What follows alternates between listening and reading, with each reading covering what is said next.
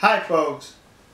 Between the nation of South Korea and Japan, there's an issue that's an irritant to both countries, and it's the comfort woman issue, where the Koreans are claiming that during and before the Second World War, the Japanese forced over 200,000 Korean women into prostitution, making them sexual slaves, calling them comfort women. And the Japanese are saying that is incorrect. These women were recruited and they volunteered to serve in these comfort woman houses for the Japanese Imperial Army. So the issue goes back and forth. Recently there's been some documentation on the internet which was reported to have been a report issued by the United States Army in 1944.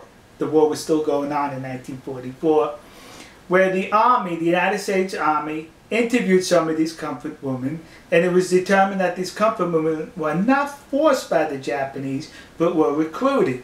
Well, looking at the document and the different versions, one can question the legitimacy of that document. That's what I did, kids. I questioned it. So I contacted the National Archives outside of Washington, D.C. I made a telephone call. They advised me to send correspondence. I did. Well, yesterday they replied with this envelope.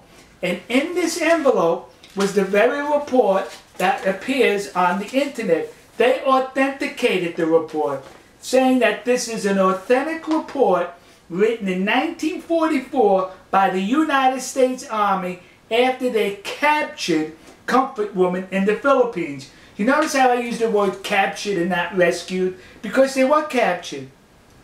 These comfort women were fleeing the advancing American military. They were fleeing with the Japanese. Right behind the Japanese soldiers were these comfort women. They got separated. And when they got separated, they got disoriented and lost, and that's when they were captured and interviewed by the United States Army. Now remember, 1944, there was a war going on, kids, and the Japanese as well as the Americans used anything to their advantage for propaganda purposes. So now the Americans captured these comfort women, these prostitutes who worked in concubines for the Japanese army, and it would have been easy for the American army to say, they were forced into prostitution. You see how nasty the Japanese are? But no, they could not say that because it would have been a lie. So the American army in this report reported the truth that these women volunteered, they were recruited, and the Japanese army did not terrorize the Korean peninsula by extracting 200,000 women at force. If there was 200,000 comfort women, they were recruited and they were well paid for their services. But what's interesting about this report is, it mentions in this report that these women were not pretty by Japanese or Caucasian standards. They weren't pretty. In other words, the United States Army is saying these women were ugly. That's it, kids. You know, next to the Yasukuni Shrine in Tokyo, there's a war museum.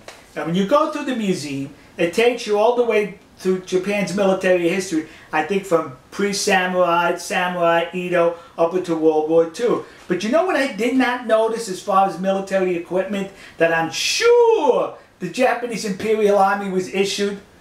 Was these. How come they didn't issue? They should have issued them 2 of these. Yeah, because I bet those women were so ugly they were 2 baggers. One bag you put over the comfort woman, and one bag over the Japanese soldier. So in case the comfort woman's bag fell off, you still had your bag on your head. So am I making light of the situation? Yes. Because it's disgusting that people are exploiting the situation for their advantage. This report goes on to mention that the women enjoyed a whole lot of money to where they were able to buy clothes, cosmetics, and other stuff for themselves on their visits into town. Sexual slaves can do that? Sexual slaves make that kind of money? Some women were even allowed to go back home after they paid their debt off. Sexual slaves can do that? Some women were even complaining that their schedule with the Japanese soldiers was too tight, that they were not able to accommodate all the soldiers, and that saddened them that they could not have sex with all the soldiers. Sex slaves feel that way? The report also goes on to mention that these comfort women engaged in sports with the Japanese soldiers. They went on picnics. They went to entertainment. They went to parties with these Japanese soldiers. Sex slaves do that? They were recruited, according to this report, by the United States Army in 1944. So the discussions ended right here. We got proof that they were being recruited and were recruited. Now listen to me. Koreans currently are now plaguing the United States with these memorial statues or plaques dedicated to these comfort women, claiming they were forced into sexual slavery by the Japanese army. You're a liar. That did not happen. I'd rather call you a liar than the United States Army in World War II, who would have definitely used this for propaganda had it been the other way around. But they told the truth that these comfort women were recruited. So to the community of Nassau County, Long Island, New York, that community in New Jersey, and those idiots in Detroit who put up these memorials, you were sucked in by the comfort women hucksters. And to those dopes in the city council in Glendale, California, who recently approved to put up a statue to the comfort woman, the one that exists across the street from the Japanese embassy in Seoul, South Korea. When you put that statue up, would you do me a favor and be accurate?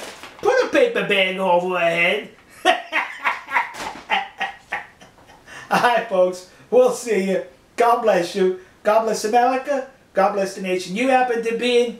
And to those poor Japanese soldiers who were just drafted by the military to serve and fight for their country, only to be confronted by comfort women which required 2 bags. One for you and one for the woman. To those Japanese soldiers, you should be seeking compensation from the Japanese government who recruited ugly women to serve in your concubines. We'll see you.